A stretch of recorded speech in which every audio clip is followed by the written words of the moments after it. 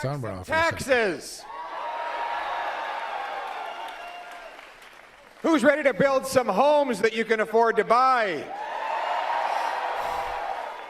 Who's ready to bring home our jobs and resources to stand up to Trump with strength? And who's ready to put Canada first for a change? Wow, what a crowd in beautiful Okanagan, most beautiful place in the world. Overflowing. Look at this crowd. Unbelievable. You know, I used to like to say that the Okanagan is the best part of Alberta. I know. I'm going to get myself in trouble for joking around like that, but we Albertans love to invade your province. Just in the summer and the winter, we spend a lot of money here, but it's always great to be back in the West. When I was a kid, we used to vacation in Penticton. Yeah, great campground vacations. My little boy and I were just making some plans for our future camping trip here. So you're going to have to give me some good recommendations for sites. When I came here with my dad, I must have been about 10 years old, and they had just invented jet skis. And so I walked to the shore, and I see these kids buzzing around on the jet skis. Of course, I went back to my dad. I said, you can rent these things. Rent me one. He takes a look at the price. $100 an hour. He says, well, we're not going to rent you that, but there are these little plastic pedal boats. So I've watched his speeches a few times. So I got onto the, and this is old. Plastic, you know, the yellow ones. I pedal out. He's got to come up with some new material each time, at least, like slide some in the beginning. Splashing me and laughing at me. So I pedaled back to the shore, and I told my dad this tragic story. I was a puddle of tears. And he said, well, I'll make you a deal. When you're 16, you're going to have saved up enough money from getting some odds and ends jobs, and we're going to lend you the minivan. You know, one of those Chevy Luminas? They kind of look like a spaceship. We were all embarrassed to have our parents drop us off on those things. Anyway, we'll lend you that. You can pay to gas it up. You can drive back out to BC, and then you can rent yourself a little camp space, and then you can go and rent your own jet ski. And, you know, lo and behold, not long after I turned 16, I drove all the way back out. That time I think it was to the Kootenays, and I rented my own little jet ski. But the moral of the story, what my dad was teaching me, is if you want something in life, you got to work for it. You got to work for it. Not just the reality of the life. You got to work for it. No freebies. No such thing as a free lunch or a free jet ski. But the flip side of that is if you do work hard, you do get nice things. That was the Canadian promise. The Canadian promise was that anyone from anywhere could do anything, that hard work will get you a great life, a nice house, good food, a safe street. That was the promise. That was the deal. But after the lost Liberal decade, and with the help of the NDP, which sold out the people of Okanagan and the Kootenays and signed on to this costly coalition, that promise is now broken. Everything costs more. Food prices rose 37% faster in Canada under the Liberals than it did in the United States. Housing costs have doubled, rising faster than at any time in Canadian history and faster than in any other G7 country. Vancouver is now the third most expensive housing market in the world, by far the worst in all of North America. And for the first time in history, an entire generation of youth cannot even dream of owning a home, as it takes 29 years to save up for a down payment on the average house in Vancouver for the average family. Crime, chaos, drugs, and disorder overtake our once safe streets. And now the Liberals, having caused all this damage, believe that they are entitled to a fourth term in power.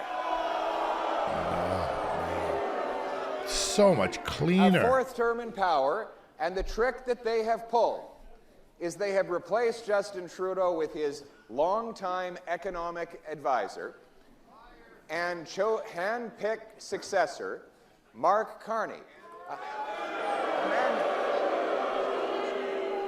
a man who advised Trudeau to print all that money, who said that the carbon tax was not high enough, who believed in blocking pipelines and resource projects, and who now takes advantage of the same tax system to avoid paying his fair share, avoid paying the very same taxes that he forces on all of you. You know, it is really no wonder that Donald Trump has said it would be much easier to deal with the Liberals. He wants them in power because that'll keep Canada's economy weak. He wants to drive all the money out of our country and into his hands, keep us dependent on him. Well, Donald Trump doesn't get to pick our next Prime Minister. Canadians do, and they want to put Canada first for a change.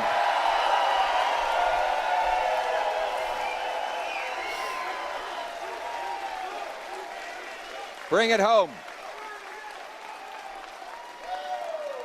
Après 10 ans, bring it home.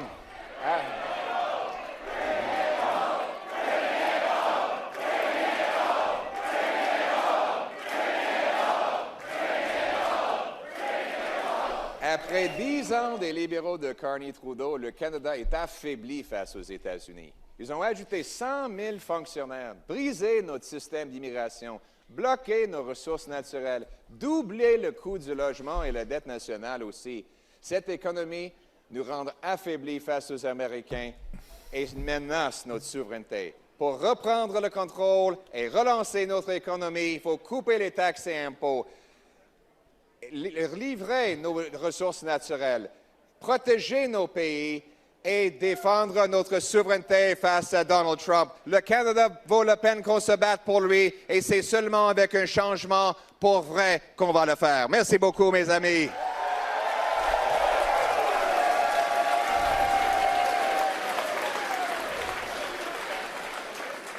And we've made it very clear that we are the only party that has a plan to take back control of our economic future, build a new economic fortress that is strong enough to resist any interference or tariffs from the Americans, that allows Canadians to make their own stuff, trade with each other, build homes for their youth, and restore our strength to stand on our own 2 feet and stand up against the Americans.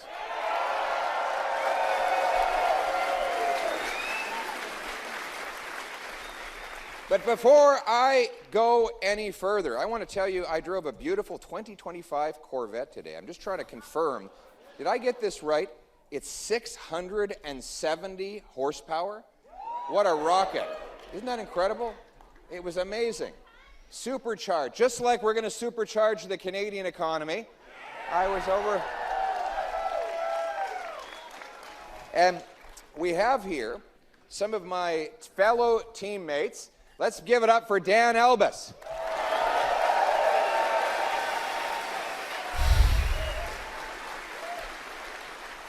Helena Conants, everybody.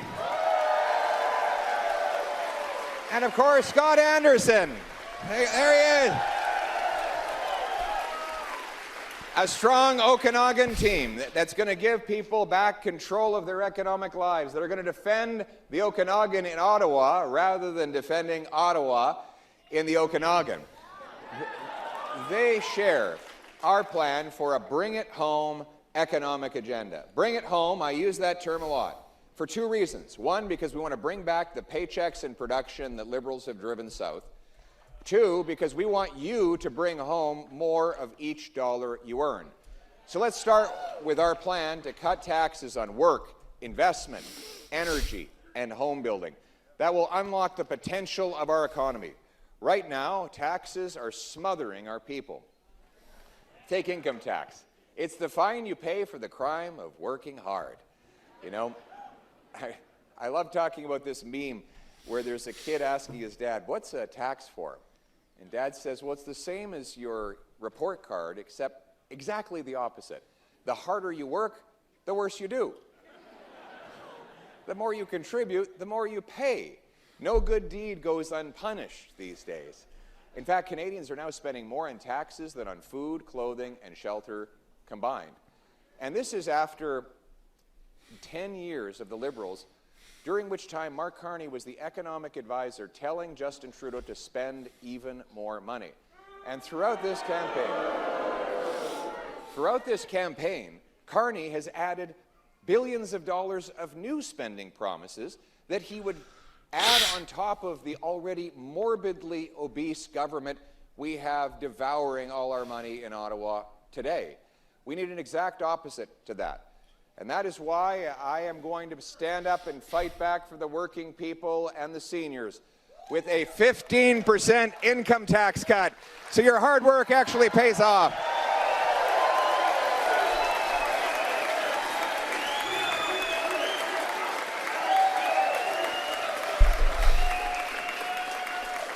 We have some hard-working people in the room.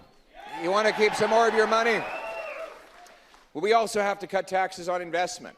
Canada gets only about 55 cents per worker in investment for every dollar America gets. If you take the total number of investment dollars for all of Canada, divide it by the total number of workers, it's about 15 grand investment per worker. In the States, it's 28 grand.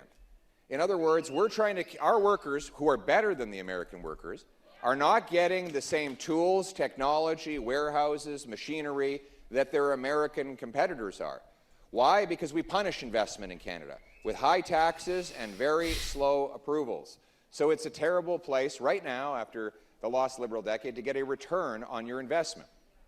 Taxes mean that when you sell one old asset to buy a new one, you get hit with high capital gains tax, which the Liberals wanted to raise even further. This does particular damage here in the Okanagan, which is overflowing with brilliant entrepreneurs and small businesses who like to build things, invent things, fix things, move things.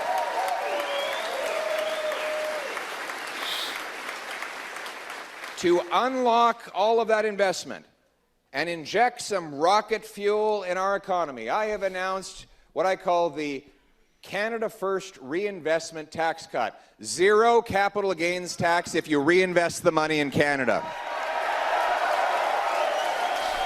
Yep. And then there's the carbon tax. Anybody heard of that? The Liberals brought in the tax, kept raising it for 7 years, told us that the entire planet was going to be lit ablaze if we didn't pay more and more carbon tax. The only disagreement Mark Carney had was he didn't think the tax was high enough.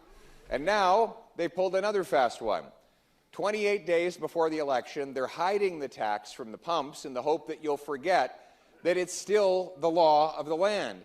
And within 24 hours of forming government again, God forbid, they would simply put that tax back on and raise it higher than ever before. Furthermore, Mr. Carney says he wants a higher carbon tax on our industries. Another thing that he and Donald Trump share in common, they both want to tax Canadian industry. Trump through tariffs, Carney through a carbon tax. I want neither. And that is why I have announced that I will axe the carbon tax on everything, for everyone, for real, for good, for a change.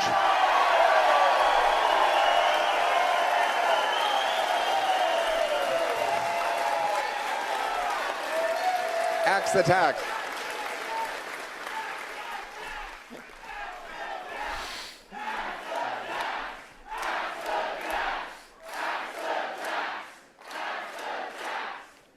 And then we're going to axe the worst tax of all, the inflation tax. The inflation tax, we know what that is. It's when the government wants to take and spend more of your money, but they don't want to be accountable for raising the cash the honest way. They don't hold a vote in the House of Commons to increase tax rates. What they do is run massive deficits paid for by central bank money printing. Flooding the economy with easy cash might seem like a lot of fun in the short run. It's kind of like taking a big old vacation to Vegas on your credit card. It's fun while it lasts, but of course the bill comes soon enough. But when they print all that money, here's what happens. they don't increase the stuff that money buys. So if you have an economy with 10 apples and $10, I don't know, apples. Do you have apples around here? The best apples in the world, eh? Nice Ambrosios. Do you know that I actually enjoyed an apple in the Okanagan at one point? Oh my goodness. I never got any royalty or anything for the extra exposure we got for the apples here. Oh my goodness. Andrew, lots of fun. But let's say you have 10 apples and you have $10. It's going to be $1 an apple in that economy. You double the number of dollars to 20. But you still only get 10 apples. 392. You're not twice as rich. It's just that each apple now costs twice as much. So the Liberals increased the money supply from $1.8 trillion to $2.5 trillion. That's an increase of 40% during a time period when the real economy grew by 4%. So the money was growing 10 times faster than the stuff that money buys. This caused the worst inflation in 40 years. Now, the people who got the money out of the starting gate, the banking system, the big government bureaucracy, they all benefited because they got to spend it before it lost its value. But then the costs all trickled down to you. And so your paycheck and pension were worth less. That's why the costs kept rising. Trudeau did this all with Mark Carney's enthusiastic advice. Carney said if we didn't print money, we'd have deflation. His worry was that prices might actually go down. God forbid things become more affordable. But that's how the inflationist Liberals think. So here's how we're going to get rid of the inflation tax. We have to stop the out-of-control spending in Ottawa that causes it in the first place.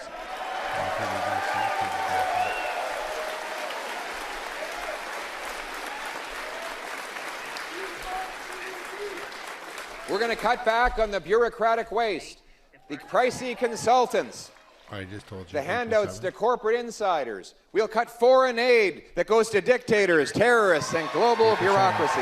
Unless there's a flight at like midnight or 1 o'clock or 2 o'clock. We'll bring in a common sense dollar for dollar law that every time the government brings in $1 of new spending, we have to get rid of $1 to pay for it so that we balance it out. We find bargains, try to maximize use of scarce resources. And that way, we can manage down the cost of the government, the inflation, and the taxes so that your purchasing power grows rather than shrinking, and that we respect the honest dollars that you have earned. But to do that, we also need to bring homes that people can afford. How are the housing prices here? That cannot be true. The Liberals promised affordable housing. You're telling me the Liberals broke their promise on housing? Well, they're now making exactly the same promises. After the lost Liberal decade of doubling housing costs, now Mark Carney is coming out promising exactly the same programs that Trudeau brought in, only bigger and more expensive. Did you get this? He wants to bring in a $35 Do you have something a bit later? Federal government home building corporation. I mean, these guys can't even figure out how to deliver a passport, and they think that a bunch of government bureaucrats are going to build prefab tiny houses with no parking spaces, because of course you're not allowed to have a car anymore. We have people who know how to build homes. We don't need government bureaucrats to do that for us. The problem is... It would be the 6 o'clock one then.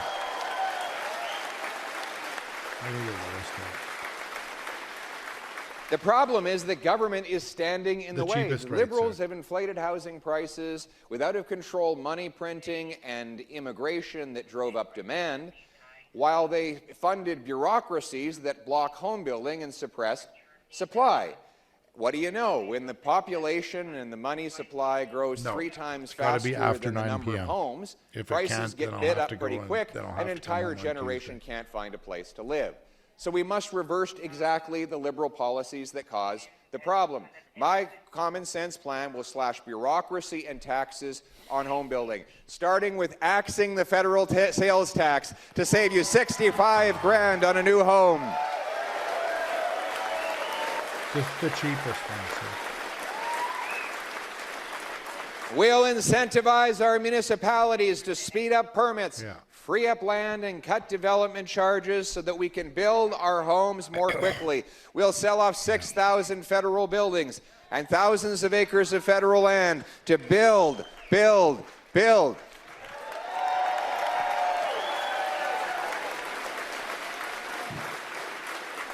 We will cap immigration so that our population never outgrows our housing stock, the availability of health care and jobs ever again. And we're going to bring home our jobs to this country again. After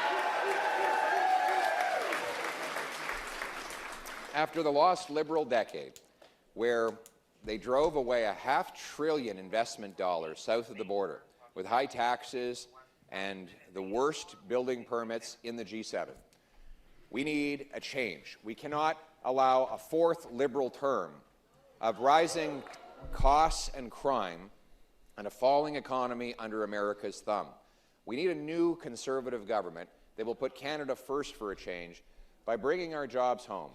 And that means unleashing our mighty resource sector to build pipelines, mines, mills, factories, LNG plants.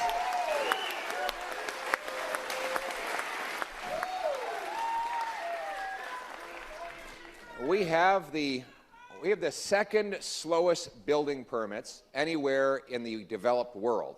This blocks us from building things. The Liberals brought in C-69, the unconstitutional, no new pipelines, anti-development law.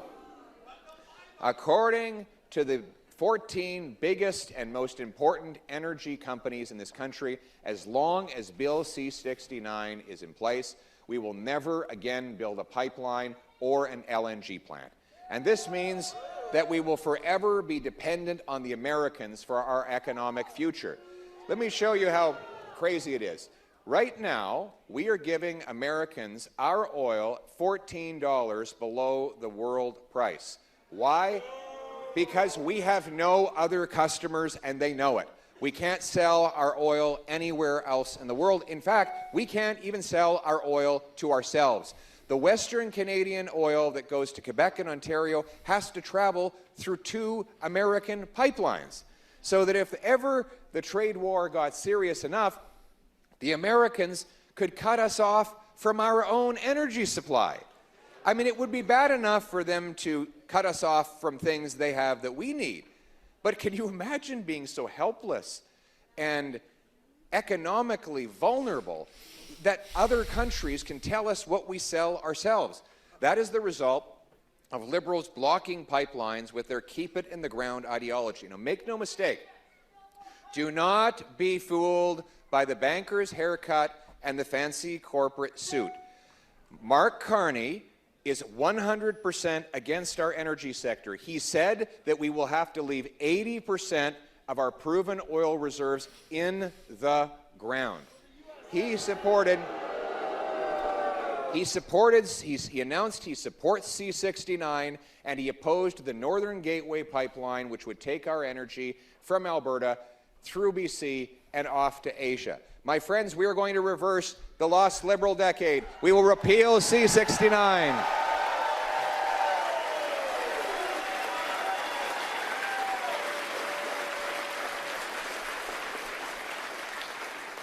We will rapidly approve pipelines that are built by Canadian workers using Canadian steel to take Canadian energy to ourselves and the world.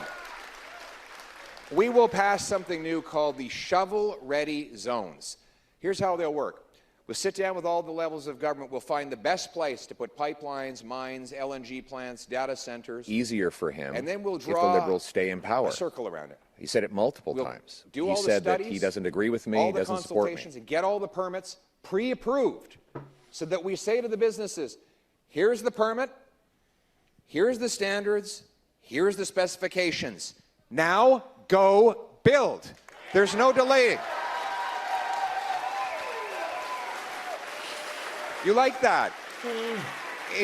Look at this little girl. Who is this little girl? What's your name? What's your name? Avery. And what brought you here today, Avery? to help the country. To help.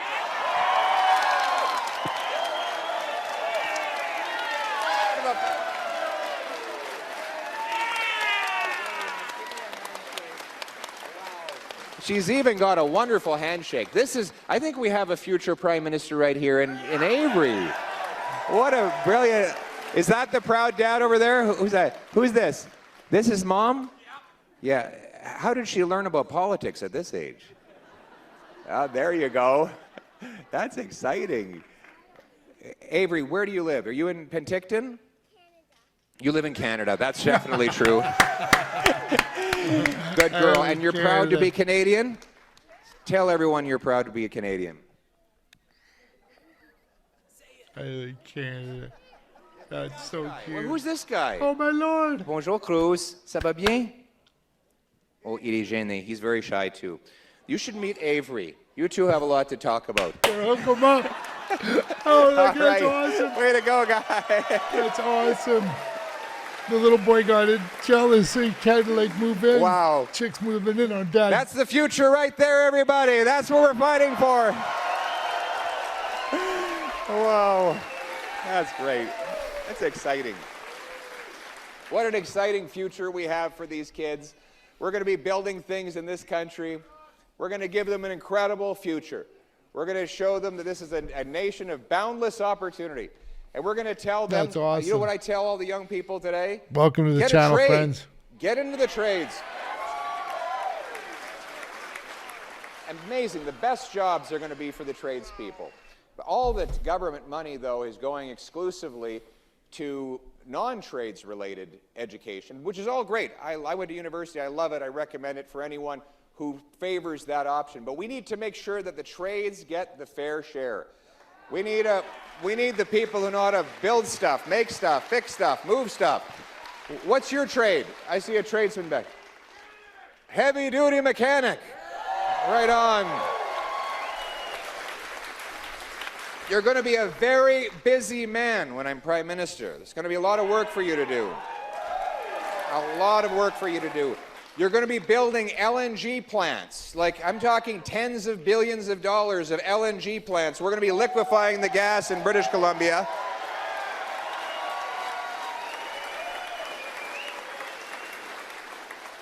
You're going to be the one delivering all the heavy equipment, making sure those big monster machines that we need for the energy sector are there. What other trades do we have here? What do we have? What do we got, sir? What's that? An HVAC. Excellent. Anybody who likes to breathe likes an HVAC guy. We got a military veteran here. Give him a round of applause. Amazing. Thank you. Thank you, sir. And what's your trade?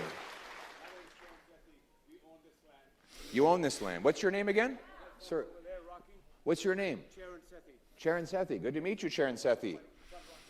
Rocky, what a name. I love that name. Yeah, Rocky. Are you a boxer, Welcome to the Rocky? channel. What do you do, Rocky? Okay, Rocky's going to build some homes. But we need tradespeople. We need tradespeople, right, to build those homes. And that's why Canada First Conservatives are going to sponsor 350,000 training spots to get our young apprentices trained up, red sealed, and ready to work.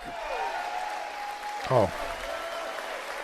Boots, not suits. Boots, not suits. Boots, not suits.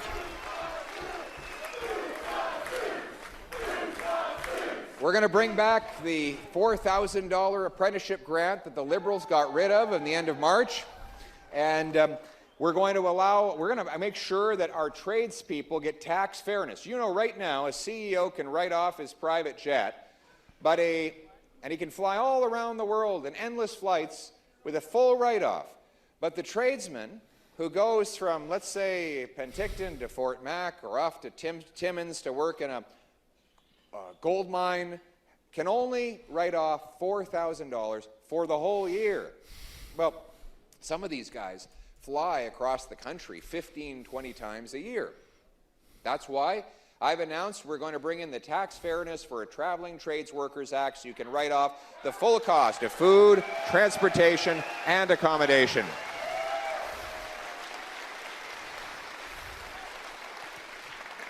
We'll also harmonize the rules. Right now, the tradespeople have to redo their health and safety course every time they move across provincial boundaries. This is bonkers. They already took the course in the other province. Now they have to do 4 days of unpaid retraining. It's ridiculous. Line up the training the way we did with the Red Seal already. Once you're trained, you can do the job. Let's align it so that our trades workers can travel freely. His speeches across our are great very country. similar. He throws in a couple little segments here and Common there that are sense different. for a change. But for the most part, everything's the same. And so the choice in the election is, after the lost Liberal decade of blocking our resources, taxing our workers, and driving our billions of dollars into the hands of the Americans, do they deserve a fourth Liberal term, or is it time for a new Conservative government that will put Canada first by bringing home our resource jobs and blue-collar work?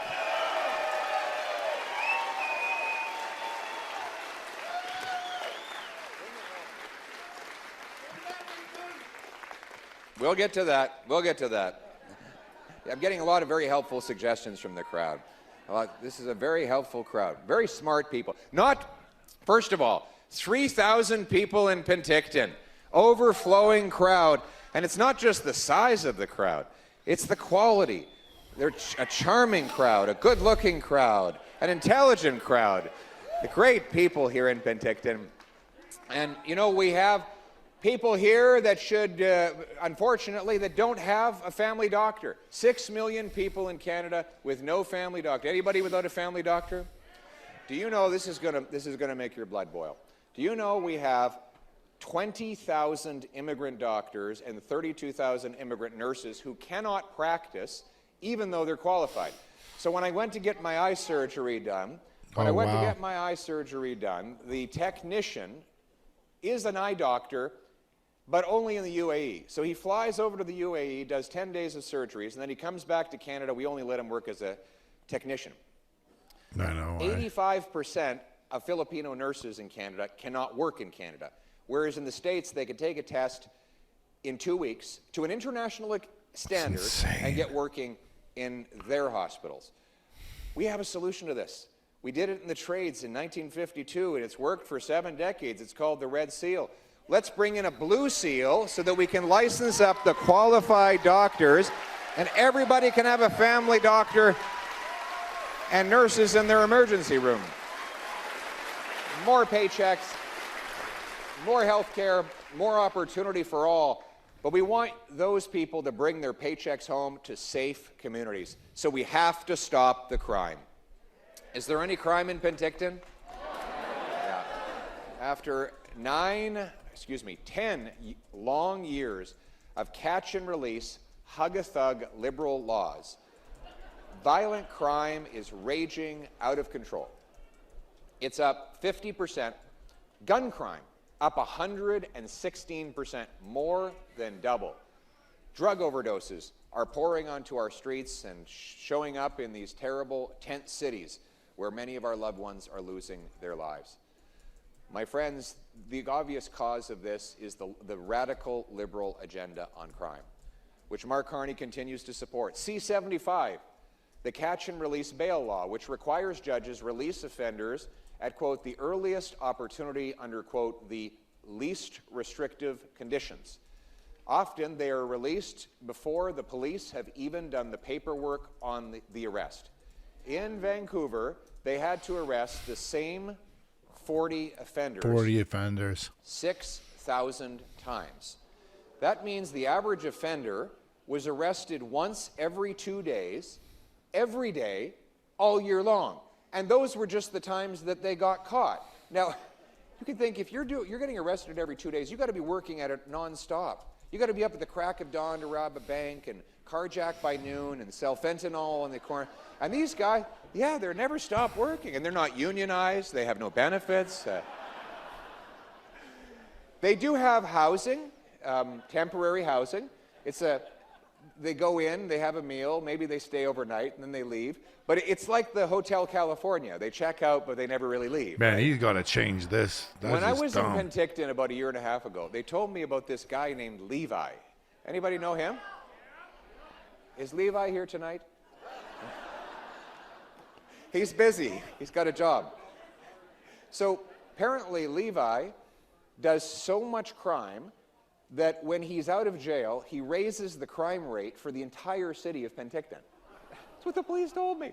And everybody knows this guy, too. So maybe it's time we leave Levi in jail? What do you think?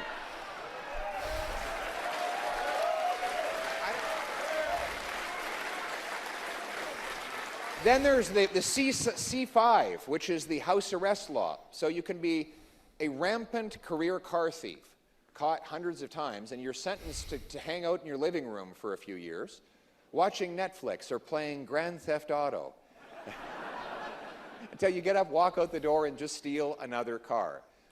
And then you've got C83, which allows Paul Bernardo out of a maximum security penitentiary into medium security. My friends, the radical liberal catch and release agenda will only go on if they get a fourth term.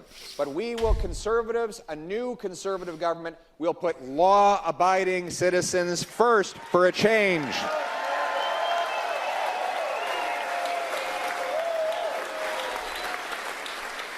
I'm booking my flights to Edmonton right now. We will repeal C75 catch and release, repeal C5 house arrest, repeal the soft on Bernardo C83.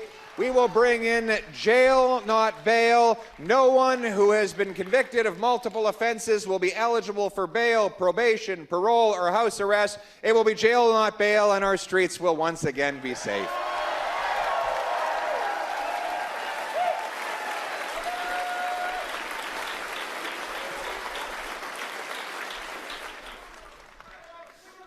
And then we'll get to that too. You guys have lots of great subject matter.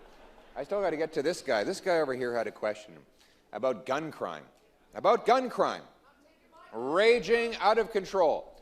You know, the Liberals, first of all, they allow 99% of shipping containers to enter our country uninspected. They don't even allow CBSA to monitor our border in between official border crossings, so anyone can walk in or send a drone over. 82% of gun crime is committed by people who have illegal American guns. And the Liberal solution to all of this is to ban Grandpa Joe's hunting rifle. You know, someone who has a restricted possession and acquisition license, or a PAL, is the least likely person to commit a crime. Because criminals don't tend to go out and get a license for a gun, right?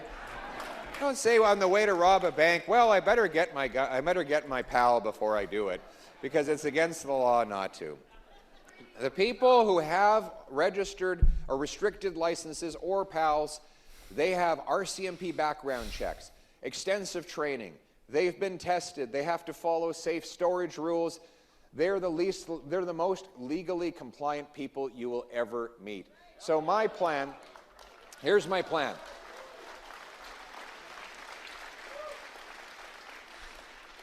We're going to ban gun criminals instead of banning licensed, law-abiding Canadians.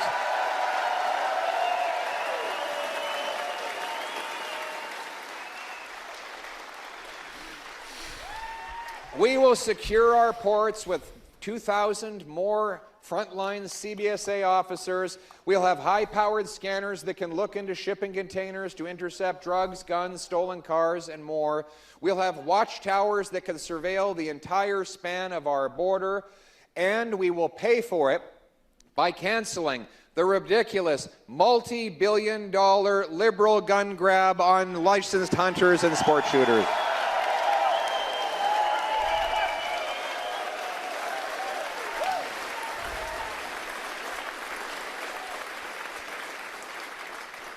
And then there's the drugs. 50, what's that? Fentanyl. Fentanyl, hard fentanyl. Do you have fentanyl here? It's everywhere. Well, BC has been ground zero for the most radical liberal experiments. They brought in, well, the thing is, he says stop it at the port. The Liberals didn't want to stop it. They signed on with the provincial NDP government to not only decriminalize crack, heroin, cocaine, and illicit fentanyl, but also to use taxpayer money to subsidize the distribution of hydromorphone, which I said years ago was being resold to kids in order to buy more powerful fentanyl. And all of them said that I was wrong. They demonized me for pointing it out. Well, now the evidence is in. This liberal experiment has been absolutely lethal. The overdose rate has risen by 300% in BC. In fact, British Columbia is the fentanyl overdose capital of the world, precisely because this is the province that most enthusiastically embraced the radical liberal agenda on drugs. And when Mark Carney came here, he said, fentanyl is not even a crisis in Canada. And of course, he will never stand up against the fentanyl suppliers in China because he, through his company, owes a $250 million loan to a Chinese state-directed bank. He will never stand up against the suppliers because he is profiting from investments in a company that is linked to China. My friends, enough is enough. We will reverse the radical liberalization. We will ban hard drugs. We will bring in life sentences for mass fentanyl dealers and producers.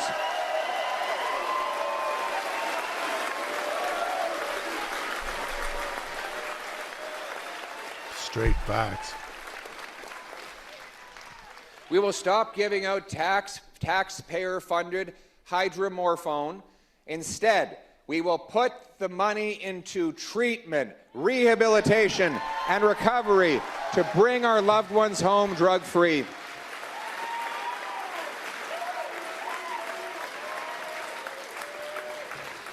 We're gonna back up those wonderful treatment centers that bring young people off the street, detox them, offer counseling, group therapy, physical exercise, yoga, sweat lodges for First Nations, job placement and housing to get them back on their feet, reestablish their connections with their families, help them to take responsibility for their kids and repair the damage that's been done in their lives.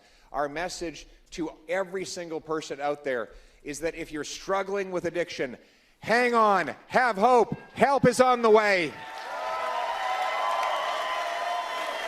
I sure hope so. You better believe his story because it is real facts. We're going to reestablish our freedom in this country. We're going to be the freest country in the world. We're going to give people back control of their lives. We're going to remember that we don't work for anyone in Davos or Manhattan or any other faraway place. We work for Canadians first. We will repeal the censorship law C-11 so Canadians can speak freely.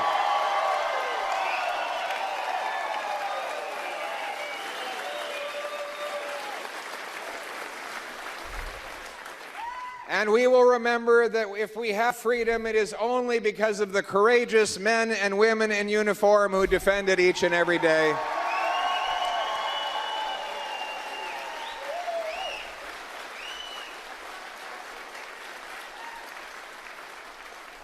We will fund our military, fill all the vacancies, recruit our soldiers, sailors, and airmen. We are going to have 4 new massive icebreakers that are going to bust up the ice and keep our dominance over our Arctic waters. We will have new fighter jets, new Poseidons, new landing strips in the north. And we will have the very first Canadian base in the Arctic since the Cold War, CFB Iqaluit.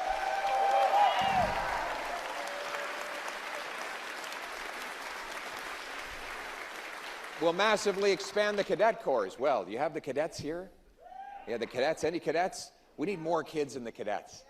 learn how to fly a plane, get your flight hours in, learn how to learn outdoor survivalism, riflery, discipline, warriors. That's right. In fact, our entire military will be rebuilt with a warrior culture, not a woke culture. Hey, stand up for that one. Oh man, my back's killing me. And we will honor our history again. We will put up our statues.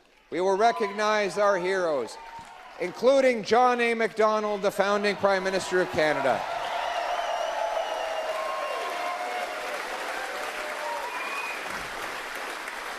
The reason why the radical liberals want us to forget our history is because you cannot control your future unless you know your past.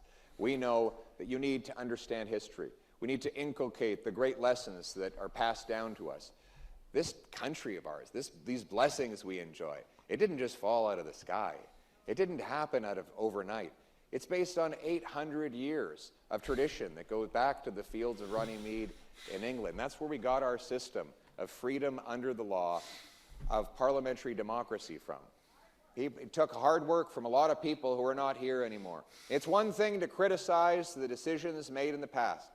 It's also one thing to say that we've never been a perfect country. But we should be grateful for this country, and we should honor its proud history and the people who made it possible. And so we're going to put the famous five, Terry Fox, our soldiers, and all of our other heroes back in the passport.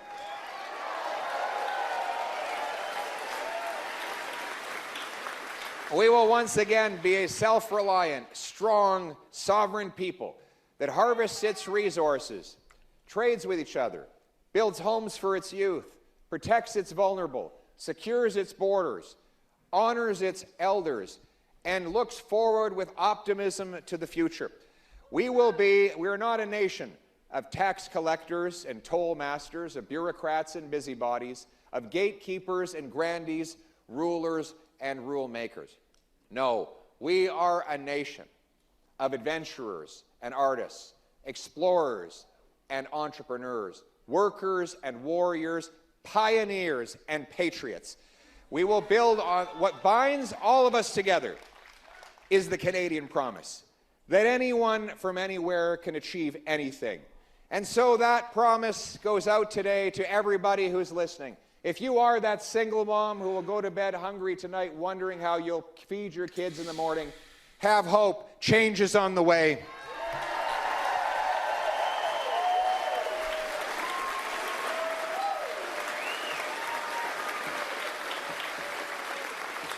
If you are the 55-year-old couple who doesn't know where your 20-year-old has gone, having been addicted to drugs, hang on. Help is on the way for you too. We're going to bring your child back. If you are that military veteran wondering how you're going to be able to pay the rent for the rest of your life, have hope. Change is on the way. You will be thanked for your service. And to all of those who believe in Canada but wonder what happened to our country, I'm here to say that change is coming. We are going to restore the Canadian promise so that anyone who works hard gets a great life in a beautiful house on a safe street, protected by brave troops under our proud Canadian flag. Canada first, let's bring it home!